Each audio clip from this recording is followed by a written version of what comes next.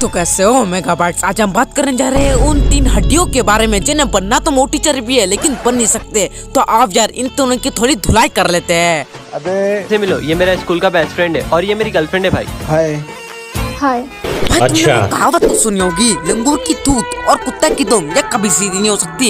ये लंगूर सी धूत की अपना 2 रुपए का एटीट्यूड दिखा के क्या साबित करना चाहती है कि उसके बेस्ट फ्रेंड से वो बेटर है। नहीं, कल को उसको गुस्सा आ गया ना, उसने तेरे एक रैपट भी जड़ दी ना, तेरा सारा एटीट्यूड निकल जाएगा और बचेगा क्या, सौदागर की टट्टी।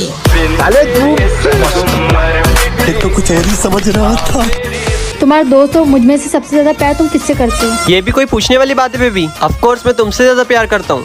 नहीं, इस वीडियो को देख के ना मेरे बेवफा दोस्त हर्षित की याद आ गई। तो चलो यार उससे फोन लगा के पूछ लेते हैं क्या वो भी हमारे साथ ऐसी हरकत करेगा। जब अपन बड़े हो जाएंगे तब तेरी गर्लफ्रेंड बन जाएगी तो फिर बेस्ट फ्रेंड को छोड़ देगा ना? तो छोड़ा बस।